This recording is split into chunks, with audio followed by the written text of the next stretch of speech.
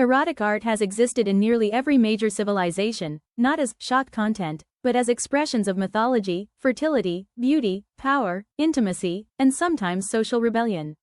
What was considered scandalous in one era is often celebrated as masterpiece in another. Here are some of the most famous erotic paintings and artworks in the history of art, important not just for sensuality, but for their influence on culture and artistic freedom. Venus of Urbino, 1538, one of the earliest, modern, erotic masterpieces of the Renaissance.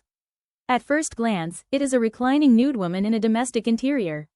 But historically, it was groundbreaking because the subject is not a goddess, it is a real, human woman portrayed with confidence and direct gaze. Art historians often interpret it as a complex symbol of marriage, fertility, and sensuality combined, not just nudity for decoration. Olympia, 1863. This painting shocked Paris when it was first exhibited. Unlike idealized classical nudes, Olympia is a modern woman who looks directly at the viewer with unapologetic awareness.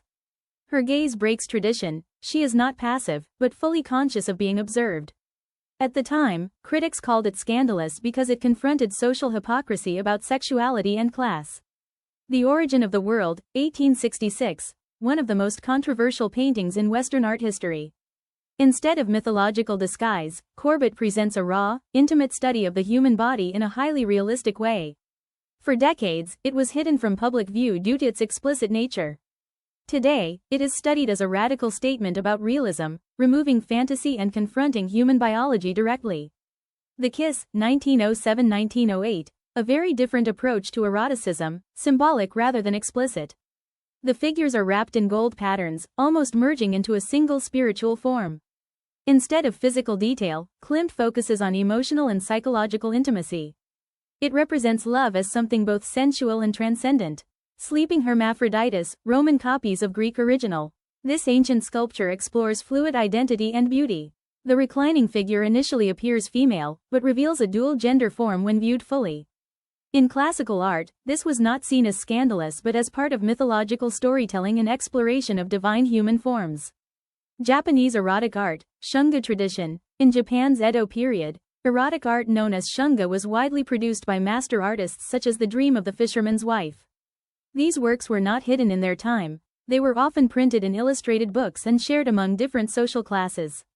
They reflected humor, fantasy, intimacy, and even protective beliefs. Some people kept them as good luck charms. Why erotic art matters in history. Erotic paintings were never just about nudity. Across history, they have been used to express fertility and life cycles, ancient art, mythology and divine beauty, Renaissance, social critique and realism, 19th century Europe, emotional intimacy and symbolism, modernism, cultural openness and fantasy, Japanese Edo art. What makes them historically important is not just what they show, but how they challenge the boundaries of their time.